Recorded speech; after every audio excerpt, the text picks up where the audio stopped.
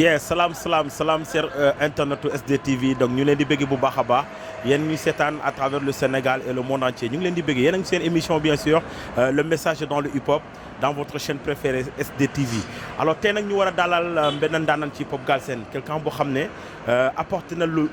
nice lu bëri ci hip-hop bi rawatina chronique yi nga xamante ne moom lay def alors tey ndaanaan boobu mu ngi tudd Xapis ñu bàyyi ko mu présenté wu parce que dafa bëri ay AKA Xapis salaamaaleykum.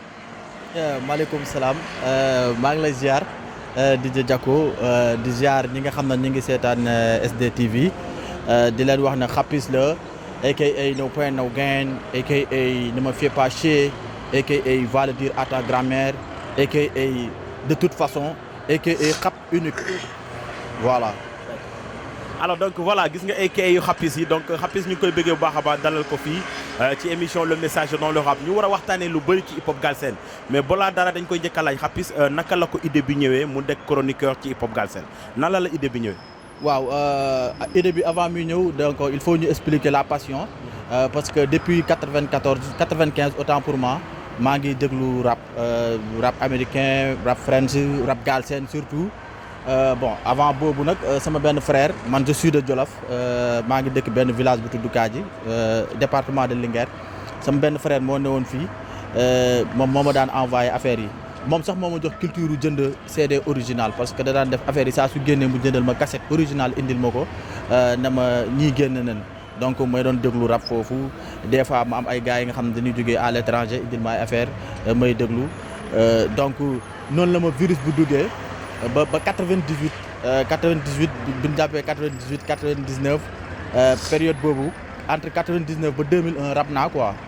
parce que lycée laa nekkoon lycée Albouri Ndiaye de Linguère man ak sama benn copain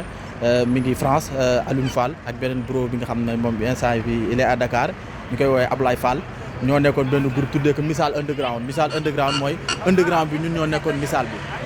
donc dañ doon rap di dem si ouverture foyer yi ay Daara Sagata Linguère xam nga mais après en 2001 damaa arrêté rap bi parce que xam nga rek je suis né d'une famille boo xam ne bi autant booy rap dafay am neneen nu ñu ko gisee parce que sama papa Serigne la imam la woon foofu donc moom début bi sax xamul woon quoi mais après bi mu xamee si laa arrêté ba pare nag continuer di déglu affaire yi yaa ma gën a xam bi demee ba en 2007 boobu fekk na ma Dakar parce que chaque week vacances dama daan ñëw Dakar mais en 2007 dama ñëw Dakar carrément nekk fi période boobu nag rajo mi ngi doon am Sister Kia di ko shout out vraiment c'est une lionne elle a fait pas mal de choses dans le hip-hop Galsen dama daan déglu ay émission am di doon woote ci émission Karim Xurum Xax fële fu ne ba am benn tour bi ci game bi par la suite avec l'événement de Facebook et tout ma daan expliquer affaires yi via internet par écrit bu nit génnee projet au début mosuma def critique en public soo génnee projet dinaa wax lu rafet ci projet bi en public par écrit mais boo ma woowee téléphone dinaa la wax ay critiques en privé mais bi ma commencé di ko def am naa sama benn waay boo xam Abdoulaye lii lañ koy woowee moom d'habitude day def ay vidéo sur internet Abdoulaye lii moom na ma Xaadim yow lii est-ce que mënoo koy def ay vidéo parce que c'est très intéressant gis naa ne instant yi game bi gars yëpp ñu ngi lay bàyyi xel moom d'ailleurs sax moom moo ma njëkk a defal vidéo may wax boobu je me rappelle très bien j'étais en train de faire un test sur la mixtape de Karbala main levée def test bi après ma commencé chronique yi noonu la chronique yi ñëwee nag chronique yi moom chronique saignante la woon chronique saignante hip hop Galsen maanaam suñu concept mooy day brut day objectif day saignant day sale donc ñun duñu def chronique bi di am lu ñu làqal mot bi ni muy dikkee si ñun noonu lañ koy waxee et les trucs viennent naturellement ba pare objectivement su suñu gis-gis objectivement la ñuy waxee affaire yi donc affaire yi noonu la ñëwee gars yi accepté ko rappeurs yu bëri accepté ko melomaan yi accepté ko hip hop Galsen accepté ko donc chronique saignante HH Galsen noonu la ñëwee daal en tout cas ñu koy defee ci format boo xam ne bii c'est unique dans le monde man damay wax je défie quiconque ni may defee chronique ñun doméro yi ni ñuy defee chronique c'est unique dans le monde parce que d'habitude su ñu def chronique duñu toog benn place nii rek comme ni chroniqueurs yi defee dans le monde entier duñ toog benn place nii rek def chronique bi ñun dañuy déglu projet bi bu ñu dégloo projet bi exemple bi may joxe rek par exemple ñu ne projet bi Célébé yoon la tudd malheureusement chronique boobu dafa réer ci am ordinateur bi ñu sàcc benn ordinateur lañ sàcc sa la nekkoon mu réer avant ñu koy génne mooy bi may def chronique Célébé yoon bu One Lyrical dama dem ba rond point Maris ci Célébé yoon bi nga xam na ne su ma taxawee da ngay xam day am signification bi may def chronique passeport yaa voyage aéroport laa njëkk a dem mu bëri bruit ma dem Parc Hann jël gaal gi di surfer ci lac bi def chronique bi aussi day am lépp voilà loolu la quoi exactement. alors mais bi nga commencé chronique ba tey est-ce que bu ma la nee lan moo la ci gën a neex ak lan moo la ci gën a neex kër parce que tey bu ñu xoolee le mouvement hip hop am na ci ñoo xam ne ils sont reconnaissants ba boo defee benn affaire dañ lay woo in the pet wala ñu am nu ñu def ak yow mais am na ñoo xam ne peut-être donc le contraire lay doon négativement nga ci am wax yoo xam ne wala ay jëfin yoo xam ne mooy loolu su ma la doon laaj lan moo la ci gën a neex ak lan moo la ci gën a neex kër est-ce que dal na la wala hip hopeur moo la ko defal tout. waaw chronique yi li ma si gën a neex d'abord mooy ça m'a permis de faire des recherches encore parce que man dama bëgg a gëstu ça m'a permis de faire des recherches dans le hip hop di si waxtaan di concerter ay nit surtout par exemple boo xoolee man particularité bi sama chronique yi am souvent damay wax ci figure de style yi rappeurs yi di def yooyu nag en 2001 dama amoon benn livre boo xam ne y avait plus de 200 figures de style ma si doon jàng livre bi malheureusement 2015 dama réer mais damay waxtaan ak ñi nga xam ne xam nañ aussi figure de style ku mel ni Khalif Underchief kooku damay waxtaan ak moom si technique d'écriture lu bëri recherche boobu neex na ma ak passion bi parce que sincèrement su may def chronique bi damay nekk si beneen àll su ma demee ba caméra yi kii bi nii ñu ne commencé nan gars yi may filmer sax ñi may wax xam nañ ci dara quoi buñ ko seetaanee ñoom sax des fois dañ naan ma mais yow est-ce que yow la woon quoi waaw est-ce que amoo loo jël parce que man du ma tuux du ma naan café comprendre nga mais gars yi dañuy foog na noonu la demee quoi donc loolu moo ma si neex ak ñi nga xam ne nag xamante nañ ñi may joxaale xam-xam aussi parce que boo xoolee team Domero bi noonu laa ko créé ay gars yi nga xam dañ doon commenter sur YouTube wala Facebook ma xam ne ñuy boromi xam-xam lan ñoom la fexe waxtaan ak ñoom ba créer équipe bi donc dañuy xam ne aussi y a un travail personnel derrière beneen bi li nga xam ne moo ma si naqari mooy malheureusement sénégalais bëggul ku ko critiquer loolu rek moo ma si métti amul benn rapport bu ma mos a woo menacé ma wala wax ma dara amul aussi benn mélomane bu ma mos a woo menacé ma du ñàkk nag am ñoo xam ne ñi ngi wax ci suuf mais bon ça fait partie de la vie mais le fait que ñenn ñu comprendre sama personnage rek moo ma métti parce que man chronique yi comme des fois xam nga damay sañaa vulgarité bi et tout c'est le personnage bi nga xam moom laay incarné c'est vrai je suis de Jolof damay wax des fois di saaga et tout mais dans la vraie vie li may saaga bëriwul wala li may vulgaire bëriwul dans la vraie vie li ma koy def bëriwul mais bu may jouer personnage du chronique nga xam dama ne day sañaa day saal affaire yooyu des fois j'utilise des mots yoo xam ne c'est un peu choquant et ça fait partie de moi je m'en bats les yeux donc mais noonu la demee loolu daal moo ma si métti le fait que nit ñi comprendre ko parce que chronique yi moom dama naan dëj la gën a bees lee fi am képp ku ma defal jalis mooy partie critique bi képp ku ma ko defal di nga sentir lu tooy si sa yaram donc dëj la gën a bees lee fi am mais gën a métti la amul donc nag am na artistes yoo xam ni dañ koy comprendre mel ni par exemple dama lay wax benn exemple Omzo Dollar xaw ma man may kan xaw ma fi mooy fan xaw ma lu tax ma bàyyi rap xaw ma lu tax ma ñëwaat di rap man mais lenn laa xam ma tax rap si monde bi te lu métti nigga est-ce que yaa ngi may gis tiit nigga est-ce que maa ngi këf sa fit nigga bi may def chronique dëggantaan dama dal ci koom si partie critique bi et pourtant il a apprécié il m'a même appelé posté affaire bi sur Instagram sur Twitter ne gars yi may leen ko de la force depuis loolu dama ko jox cër ba léegi nag su defee lu ma d'accord dama koy ŋàññ affaire yooyu mais depuis loolu jox naa ko cër artistiquement parlant jox naa ko cër il y a plein d'artistes yoo xam ne yi dañuy partager chronique yi di ma wax na ma góorgóorlu si ça peut aller et voilà noonu la demee. d'accord alors donc gis nañ ne aussi Rapis commencé nga def li nga xamante mooy des chroniques dem ba mu am benn genre niveau bu élevé mais après ñu jékki-jékki rek Rapis mel ni dafa dellu ginnaaw wala dafa bàyyi wala dafa am lu ko nakari qu'est-ce qui se passe réellement lan moo taxoon recul boobu noonu. waaw loolu aussi vraiment je suis vraiment désolé ci des fois ay kii yi may def pause yi may def. ba de un li nga waral mooy am na yoo xam ne c'est personnel parce que bi may def chronique yi y a pas mal de trucs yoo xam ne daf may dal te du ma xam lan la beneen bi si des aussi jot bi aussi am na ñàkk jot bi des fois ak nekkaat si yeneen projet yoo xam ne yi du ma mën a may def ay chronique loolu aussi mu ngi ci woon quoi donc d'habitude man li may bëgg mooy man dama xamul demi-mesure man du ma joxe bopp rek lamine man tey jii su ma ni boo xoolee nii ma ñëwaatee si game bi rek gis nga ni mu demee parce que man su ma nee si benn affaire je donne tout donc bu ma leeree na man mënu maa joxe lépp bu ma leeree na man aw ma temps wu déglu album yi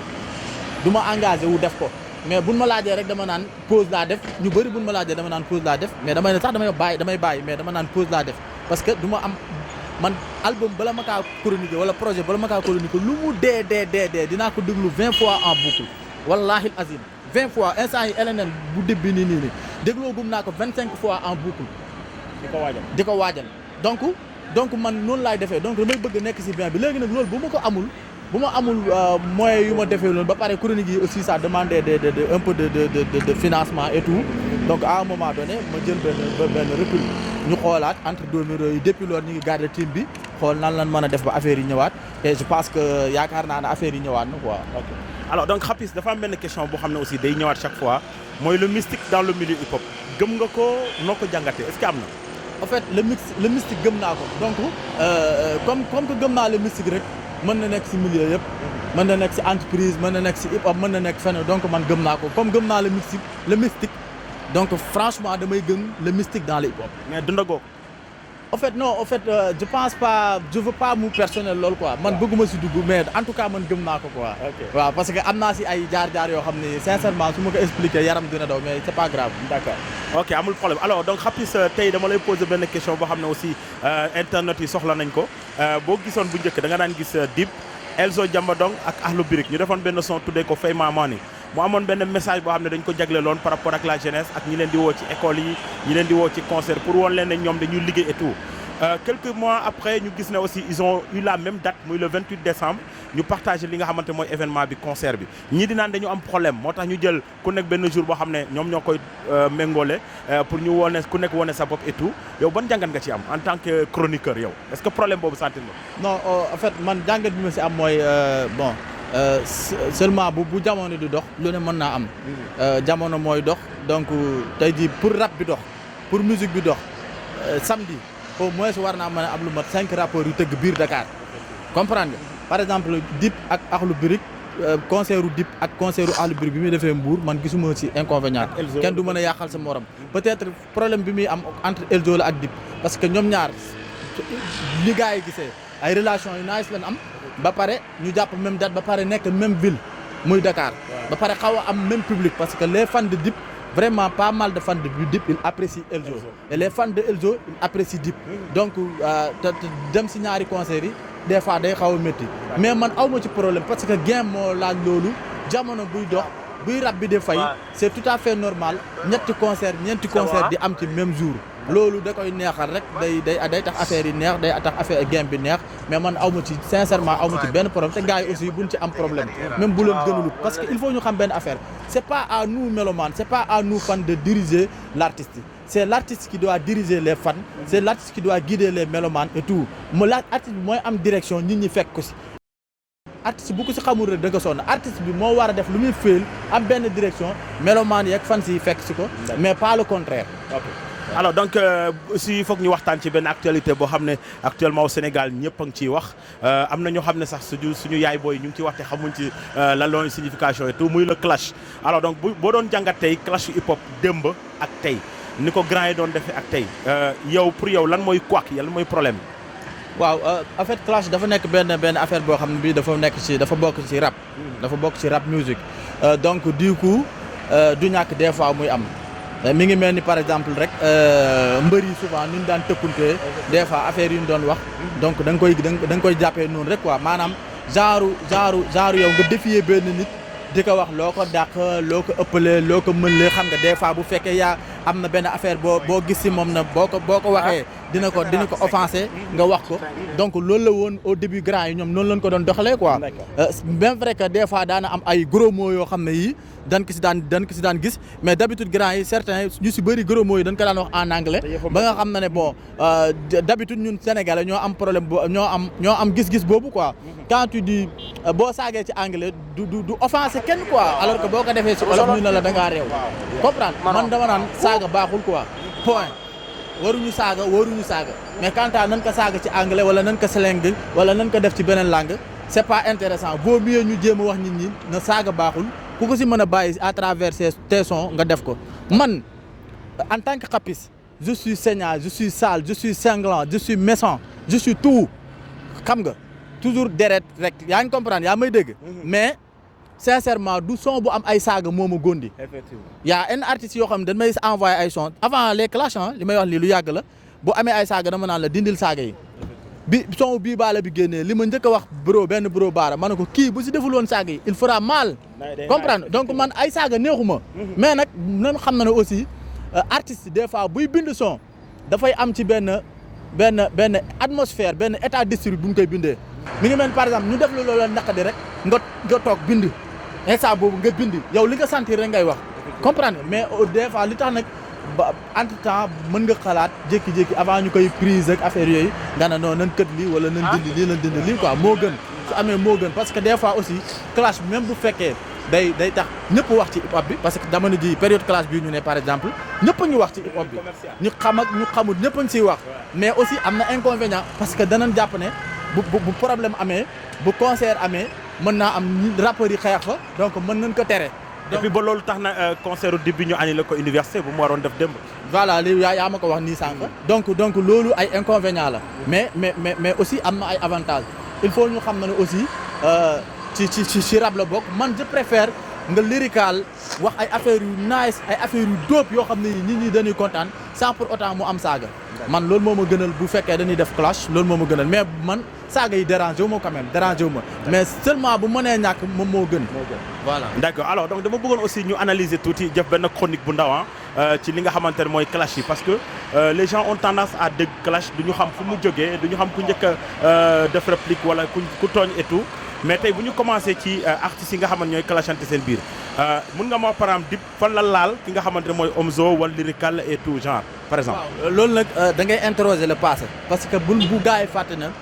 Dip dafa defoon benn son bu tudd guerre mondiale avant kantam biw man damay ñëw si guerre mondiale. bi mu def ak Ismaïla Talla boobu dafa lancé ay pic donc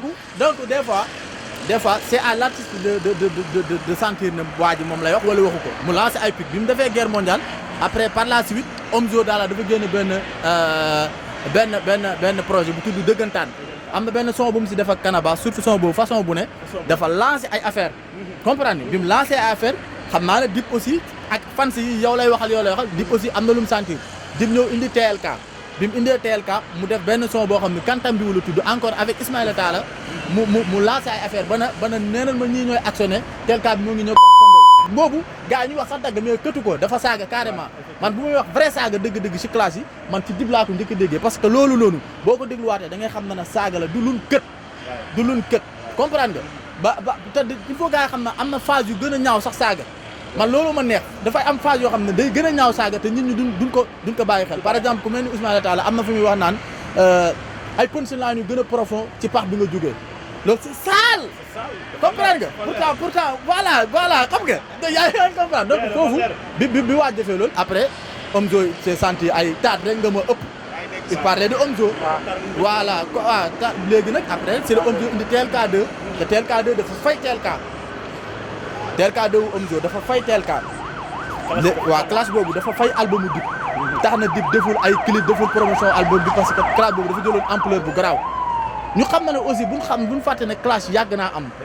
xam nga Marabu Fata Bibson yaa ngi comprendre waa ñamu mbaam nit dof xumaa nag Bibson sax c'était trop amical quoi comprendre mais bëri na clash yoo xam ne rappeurs yi ñoo amoon problème ñu def ko Gaston ak waa Taki yi comprendre nga Cap de Seuse ak Buxu bëri na clash yàgg naa am donc lu yàgg neexal game bi la donc loolu bi saa waay defee TLK2 assommé Dip après Dip par la suite bu leen fàtte aussi classe su Karbala ak Dip xam nga après Dip def benn classe boo xam ne bi dafa tontu ñu wàllu ñu bëri parce que Dip dafa xaw a doon benn cible donc foofu dama koy comprendre Dip mënul def benn son destiné ko benn artiste parce que day jot pas mal de pic mu boole benn yoon après si la def cicatrice comme ala accu bu Gaston defoon bu mu laalee gars yëpp comme Gaston ni mu defoon ni mu tontuwaale gars yi ay jamono noonu la demee woon quoi donc loolu moo indi affaire yi bi Dip génne albumam bi LNN wax ci ay foog yu yaag say bro yu dee affaire yi lu ne mu wax ko donc Omzo moom tamit sentir na tuuti benn na yëg na moom Dip moo ko ne si ñu muy waxal Omzo génn si ñaada bon Dip ak One Lyrical bon ñaar ñu bokkoon label bokkutul label moom tamit sentir na boppam mu génn benn son xam nga original faux kuy après génn waat beneen son surtout Messi bi vraiment j'ai beaucoup adoré j'ai beaucoup aimé Messi bu One Lyrical mu génn son Omzo aussi bi mu génnee Signada Ngaaka aussi génne son parce que Ngaaka Dip moom éternel rivalité la moo sa am quoi. comme Balla Gaye ak Modou Lo. voilà Ngaaka Dip noonu la demee Omzo génn son Ngaaka génn son One Lyrical génn son Hakill aussi Hakill Potter sound bu nice la def classe bu dóob bokk na si man bu ma doon jël xaw ma ñaata classe ñoo génn ci depuis albumu Dip bi. mais Hakill day bokk si top 5 yi soo classe su Hakill bi classe bu dóob la te pratiquement amul saaga classe bu nice la booy Saint-Esprit tamit. ñooñu tamit def na benn son classe boo xam ne bii lyricalement fire Ndobin aussi ñëw na gars yëpp bokk si affaire bi loolu aussi dañuy xam ne game la parce que marché la nekk boo jàppee ne boo duggee di nga jarle da ngay dugg gars yi bu ñu ko jàppee ay wut buzz wala ñu non ci game lañ ne on est dans un jeu boo xam ne bii ku fas yéenaa bokk si jeu bi da ngay teg si pion loolu la rek même suñu grand dugguti dafa game même bu fekkee da doon jéem a bi non parce que mënoon na def rôle am la doon def sa affaire de grand. non dafa géem même bu defee rôle gars dafa géem parce que mënoon na def comme Fata def benn vidéo 1 minute wax booy ñu bàyyi xel yenn affaires yi mais dafa dab tegg boppam wax booy yi nañ bàyyi li ñu def donc géem na comprendre affaire yi loolu la quoi man saaga si classe sax moo ma gënal benn affaire man li ma gën a bañ si classe mooy ngay wax vie privée au fait man quand su ma la saagaa ndey wala ma ne la sa baay wala sa yaay diw moo ko def nara te du dëgg du garaaw mais bu fekkee en réalité dëgg la day garaaw voilà man vie privée laa mënul d'accord moom gars yi di ko laal te boo xoolee classe yi gars yi ñu ngi doon laal ay vie privée ñu ngi doon wax koo xam ne kii sincèrement honnêtement même bu fekkee c'est vrai Dip saaga na gars yi ku nekk saagante entre boy la mais am na koo xam ne kii yoonam ne aussi la femme de Dip man li may nekk si game bi pour xamal leen na man je me concentre et je me reste tout le temps sur l'œuvre de l'artiste la vie privée de l'artiste je m'en tape lijjantiwuma ko est-ce que xam nga semaine passée laay xam jabaru Dip nu mu tudd mosuma gis jabaru Dip donc gars yi ñu ngi di wax ay turam wala di wax ay affaires phase yoo xam ne c'est destiné à sa femme man j'aime pas loolu sincèrement man d'accord loolu rek moo may dérange ci classe mais concernant ay saaga yooyu yëpp peut-être c'est pas grave quoi mais buñ laal vie privée yi quoi buñ laal vie privée yi de grâce les gars vous pouvez être sale vous pouvez être saignant sans pour autant ngeen di laal ay vie privée la wala ngeen wax yeneen parce que booy yi aay nan ci biir classe da ngeen sentir ne booy yi aay nan Ngaaka gars yi bindaloo nañ ko parce que Ngaaka bi mu génnee jeer ak léegi li mu fi def presque lu ci bëri baaxul mais bi mu ñëwee classe bu mu mujj def Ngaaka dewul coow il a écrit mais parlant de Ngaaka gis nañ nga koy corriger ci son bi mais am na ñu comprendre en fait li nga bëggoon wax pour certains da nga contre son bi wala dafa am lu mu utiliser loo xam ne mënoon na ko utiliser ci neneen mu gën a nice. merci beaucoup sincèrement merci parce que je ne pensais pas que dinaa am turbine bu ma mën a expliquer waatee affaire yi parce que des fois man affaire du ma jaraatal defaat vidéo di wax day xaw a soof mais comme l'occasion ñëw na nii il faut ma expliquer parce que ñu bëri après man aw ma Instagram mais gis naa ay nit ñu envoyé ma affaire gis fan si Ngaaka yi di saaga bon loolu Ngaaka yàgg na ko wax ku xam Ngaaka dëgg jege Ngaaka yàgg na ko wax sinon moo tax sax l'autre fois bi may def sama vidéo ma wax ko mais man def yenn affaire di wax du sama affaire mais loolu Ngaaka yàgg na ko wax parce que loolu dafa reconnaissant rek moo tax ma koy wax fan si Ngaaka yi yéen laay waxal man Xapis maa njëkk a jox Ngaaka xaalisu rap en 2009 bi mu demee Top FM def freestyle bu dóob ma woote Karim rajo na ko Karim booy boobu bu amee staff bu baax il fera mal dans le game na ko jox ko sama numéro Karim jox ko sama numéro Ngaaka wàcce mu woo ma ne ko ñëwal ville mu fekk ma ville rue Talbi ak angle Lapérine en 2009 bi Ngaaka ñëwee temps yooyu 5e underground mu ngi boyal ma yëkkati benn t-shirt bu ma jëndee woon 9000 francs Madi moo ma ko jaayoon 9000 francs yëkkati 10 000 francs jox ko Ngaaka tey dama naan Ngaaka lu mu am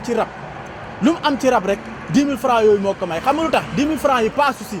daa dem jox ko yaayam direct sa maman m'a appelé di ma remercier donc man bu leen mos a foog ne damaa soxore Ngaaka bu yoroon ay milliards man ma yor million Ngaaka sumu tasee maa koy jox moom xam na li may wax Ngaaka avancement am laa bëgg léegi nag nit bu fekkee da nga kaa bëgg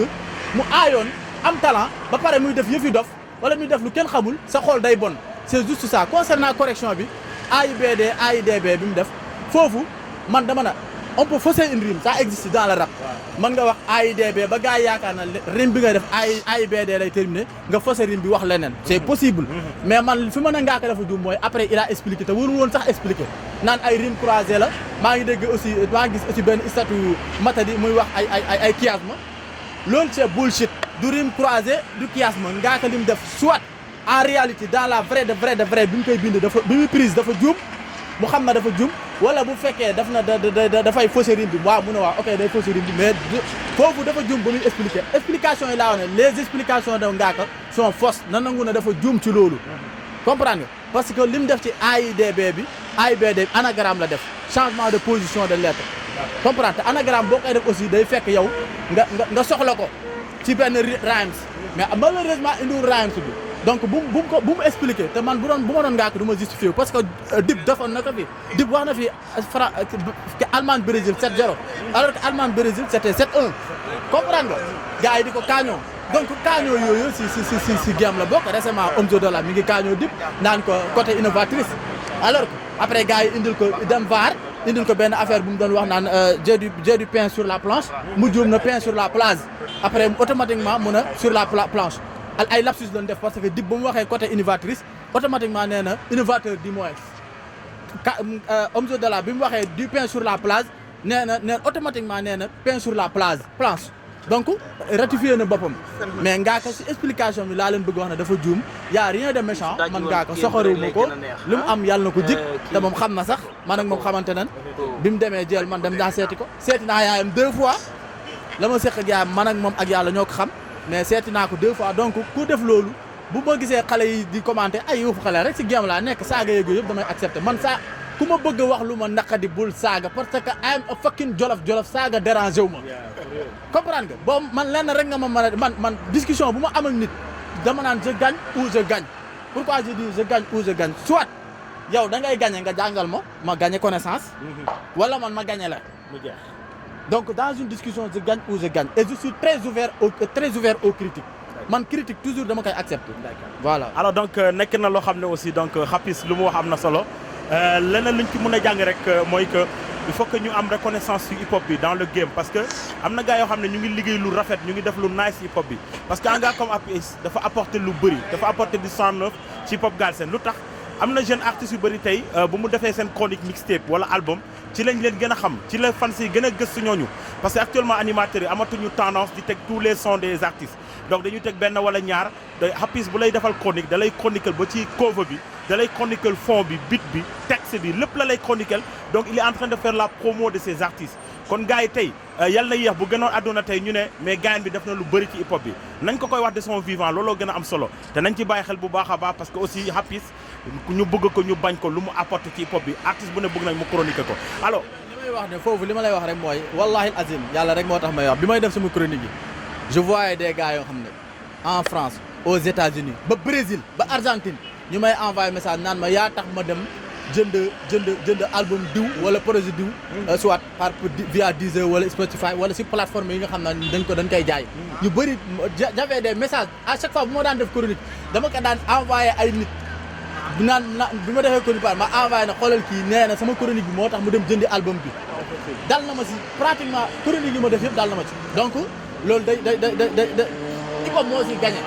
hip hop moo si gagné voilà na gars yi xamee noonu rek et puis di yeneen chroniqueurs yi nga xam ñu ngi si YouTube bi na gars yi xam ne ñoom ñëpp dañ fay nekk pour hip hop bi par exemple man am na affaire yoo xam ne du ma dëkk ma si dama leen di cité ku mel ni West Show mat mes vidéos rap 221 xam nga lu tax gars yi war leen jox cër gars yi war leen respecter parce que ñoom ils sont toujours là quand il y a du bien ils allument leur caméra wax si quand il y a du mal ils allument leur caméra wax ci alors que y a des sites yoo xam ne yi ils viennent dans le hip hop que quand il y a quelque chose de mal pour essayer de ternir l'image du hip hop Galsen ci gars yi bàyyi xel si gars yi bàyyi xel ne gars yi yeewu si loolu xam na ne sincèrement youtubeurs yooyu nañ leen jox cër parce que ils sont en train de faire des choses pour le hip hop ils sont la vitrine du hip hop Galsen man nag bon bokkuma ak ñoom genre parce que man je suis sale je suis saignant je suis sanglant je suis méchant je suis comme ça man loolu moom mooy sama étiquette loolu la ma gars yi xamee su ma doon def nii vidéo sax di sérieux gars yi dañ may wax naan ma sérieux jigu la donc moo gis boo leen gisee nii émission bi ni mu demee nii parce que man je suis saignant je suis brut je suis objectif man affaire yi day ñëw di dal je suis comme ça alors Hapiss am na loo xam ne aussi bëggoon naa ñu waxtaan ci parce que internet yi dinañ ko soxla trop ku mel ni par exemple tey Canabasse gars yi nee nañ Omzo da ko war a tontu parce que c'est hip hop ku mel ni Nit Doff aussi Ngaaka comment il s'appelle Dip dem na ba laal ko ba ñëpp xam ne clash na ko nee nañ Nit Doff da ko war a tontu ñii ne non nañ ko bàyyi parce que booy tontu nañ ko mais Omzo ak Canabasse ak ki nga xamante ne mooy Dip ak Nit Doff loo ci wax est-ce que tontu war na am. li ma la waxoon rek laa lay waxaat dafa am diggante yoo xam ni bu fa clash amee y a de très fortes chances qu'on parle de vie privée. D'accord. Parce que Canabasse il a touché la vie privée de Omzo quand il dit sa oto baay ngay dawal lu si yoonam c'est sa vie privée. comme neex dawal sa oto baay boo ko yorul peut-être fi mu koy waxee mooy daf ko bëgg a wax ne yaa ngi xànju di gondi nit ñi alors que sa oto baay ngay dawal. parce que xam na leneen oto boppam. comprendre xëy na loolu la koy wax quoi donc Canabasse ak Omzo bu dee hip hop bu dee rap man bëgg naa Omzo tontu ko ñu geem mu neex mais foofu ay nit yu xamante la ay nit yu sequl lu bëri la ku nekk xam sa secret morom y a de fortes chances bu ñu demee ci classe boobu ay affaire de wax sa vie privée morom lay doon te boobaa dañuy soof sénégalais yi concernant Dip ak Nit Doff Sénégal lañ ne li ma lay wax rek Sénégal amul esprit game après dinaa expliquer lu tax ñu mën a la Sénégal amul esprit game Nit Doff tey jii def na loo xam ne lii man dama naan benn artiste defu ko fi si Sénégal presque 2007 ba 2019 Nit Doff mu ngi fi génn na 5 albums di def ay show of the year di feesal ay stade di dimbale ay nit tey mu dem ba war ko yóbbu en France donc kooku côté boobu liggéey loo xam ne li booy yi defaguñ ko fi bien vrai que booy yi ñu ngi fi indi lu intéressant loo xam ne li moom indiwu ko fi Dip il a fait pas mal de choses sincèrement chapeau à lui c'est une fierté du hip hop Galsen Omzo Dollar c'est une fierté Canabasse c'est le Tyson du hip hop Galsen yàgg naa ko wax donc Sénégal la Nit Doff tey bu tontu woon Dip carrément Nit Doff mi ngi tontu Dip mi ngi koy sànni ay pic mu ngi si game bi yaa ngi comprendre classique bi mu def nii nii Doff Ego 4 bi il a parlé des phases yoo xam ne Dip boo ko moom c'est freestyle il fustige Dip ñun ñu ngi si game bi dañ koy xam comprendre mais Nit Doff bu tontoo Dip direct nii def clash comme ni Omzo Dollar def Sénégalais yi dañ naan dafa ñàkk fayda parce que Sénégal xamul loolu mag bi xuloog rek xale rek dañ naan mag ba dafa ñàkk fayda daanaka booy bi da laa réew da ngaa ñàkk fayda mi classé ne moo tax nag Nit Doff li mu def nii dafa am maturité waaw sagesse la xaw a montré même bien vrai que des fois mu sànni ay Kalachnikov like usually comme d'habitude ni meloon mais man loolu moo tax du ma si d'accord lu tax na mën a Sénégalais yi amul esprit clash parce que man pour man c'est un game ça doit pas être personnel na gars yi dem seetaani ay rap contenders ay world up xam nga da ngay xam na ne gars yi foofu classe dan naan la ta mère saaga la ndey comprendre nga j'ai niqué ta mère mais parce que elle n'était pas assez bonne xam nga gars yi reetaan parce que dañuy xam ne t'as pas niqué sa mère waaw voilà t'as pas niqué sa mère donc dañuy xam ne ni lii du dëgg mais gars yi dañuy reet parce que dañuy def ay phases yu nice comprendre nga donc ñooñu dañoo am esprit game loolu laa bëggoon a defloo Dip ak Ngaaka en 2014 xaw ma 2015 mais malheureusement mujjul sotti dama leen bëggoon defloo benn battle créer benn ring genre ringu boxeur box yi ñu jox leen mic ku nekk def ñu def 3 round bu na duré 2 minutes ñu battle clashante mais malheureusement gars yi bu boobaa da nga wax nit wax benn affaire artiste mu dóor la crochet parce que sénégalais ñoo amul esprit boobu voilà. alors donc Xapis boo xoolee léegi hip hop bi Sénégal hip hop Sénégal léegi donc nee nañ léegi sax gars yi dañu xaw a dénaturer hip hop bi ba ñu naan léegi gars yi dañu def rap mbalax benn deuxièmement nee nañ aussi au lieu gars yi concentré ci li nga xamante ne mooy les faits de la société représenter le hip hop comme il le faut mooy waxtaan ci affaire électricité yi waxtaan ci nga boy yi nga xam ne ñu ngi ci jëli et tout les boys ils ont tendance à faire des clashs et tout donc fàtte li leen fal alors tey naka nga jàngatee boy yi par rapport ak représentativité bi nga xam ne waroon nañ ko def te defatuñ ko ak li nga xam ne moom la gars yi dina wax le rap mbalax actuellement. en tout cas benn affaire bi ma la mooy booy lépp lu ñuy def société bee koy def xuloo bee xeex bi ci internet bi la am demal assemblée nationale lépp luy booy def société bi moo koy def concernant rap mbalax beeg affaire yooyu dafa am lu ñuy wax concept dafa am ñoo xam ne ñi ba ñuy commencé seen rap dana waxoon ci lii laay yëngatu ci lii laay wax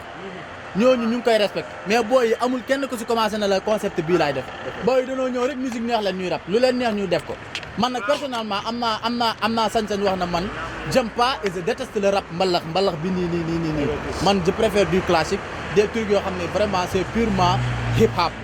man loolu moo ma gënal mais booy yi li ma la wax rek booy yi li société bi di def rek la ñuy def parce que ñoom ils ne sont pas venus li ñuy wax faire marcher ce qu'on fait ils ne sont pas venus pour faire marcher ce qu'ils font mais ils sont venus faire ce qui marche comprendre nga donc comme rap mbalax beeg seen affaire waaw yooyu ñoom ñooy dox te ñoom dañ na bëreet ñoom ñuy wax ay make money donc dañ si ne léegi nag le truc est très simple ñi nga xam ñooy def classique ñi nga xam ne ñooy def rap bu baax bi ñu woowee rap bu baax nañ continuer rek def seen rap bu baax rek comme ni ko booy yi di defee te kaay ma xamal la benn affaire gars yi nañ dem déglu ji projet booy yi parce que souvent son wu clash wala son wu rap mbalax mooy gën a siiw rek mais booy yi il parle de la société il parle des faits de société souvent sincèrement boo demee si albumu booy yi il parle des faits de société gars yi nañuy dem di déglu ji album bi des fois da nga gis ay nit yoo xam si internet rek la à travers internet rek la ñuy amee yenn son yi commencé di xas booy yi mais booy yi ñu ngi wax si société bi carrément boo dégloo par exemple bu ma dégloo yu récent rek album bu mel ni album Omzo Dollar dama déglu rek gars yi dem déglu xool xel bind ba ci ne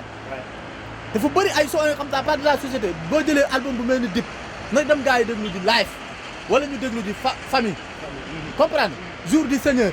y a yenn son yoo xam ni ça parle de la société même bu fekkee Dip des fois il parle de lui mais da nga siy gis sa bopp parce que yéen a bokk société bi nga ne comprendre ce qui se passe dans la maison de Dip c'est pratiquement ce qui se passe dans les autres maisons donc Dip li Gaston waxoon su may rap dafa mel ni sa live lay tari comprendre nga la fouine après mu wax ko quand je raconte ma vie tu as l'impression que je rappe la tienne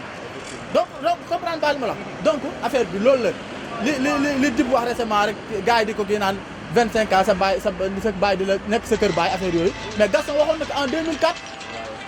en 2004 Gaston waxoon na ko si benn son bu ñuy wax Job ci album Dakar All Star naa Job bu nu ma Job ma ku bootu ba 25 ans wàcce war la donte lu lay xaar lu tar la loolu moom mooy ku nekk si kër baay ba am 25 ans nga war a mën a gérer sa affaire bopp loolu Gaston waxoon na ko en 2004 donc bu ko gars yi bëggee def buzz nii naan nii parce que mais ça existe te loolu aussi du plagiat du dara c'est des trucs yoo xam ne nii c'est des phases universelles par exemple comme Omzo bi muy wax naan su may rap tu perds le nord comme le Mali le nord waaw tu perds le nord comme le Mali xaw ma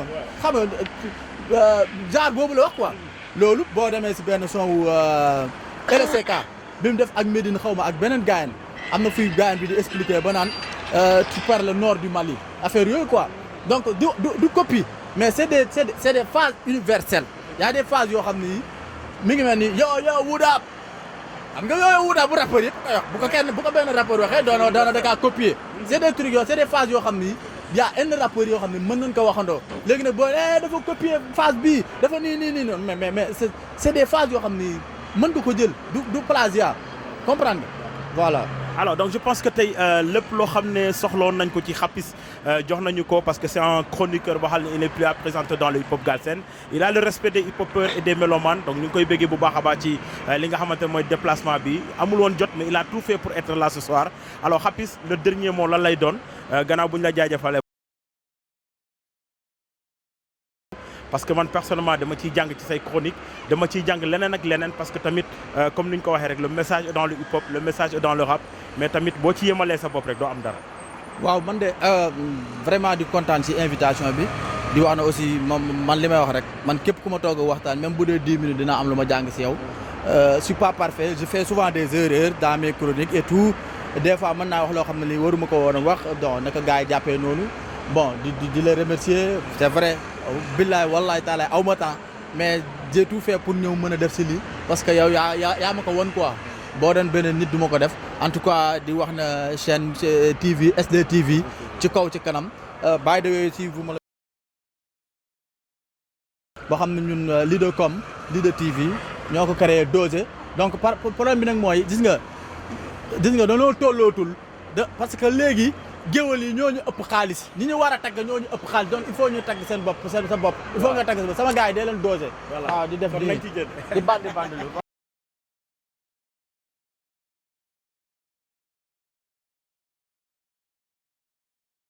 sur la SDTV Sen Découverte TV ñu ngi leen di bëgg bu baax di leen share yéen seen suñu internet yi di leen jox rendez-vous beneen yoon ci beneen numéro incha allah le message dans le hip hop di bëggee caméraman yi mu àndaloon donc di leen bëggee toute l'équipe jaajëf Brak Zep le message dans le hip hop.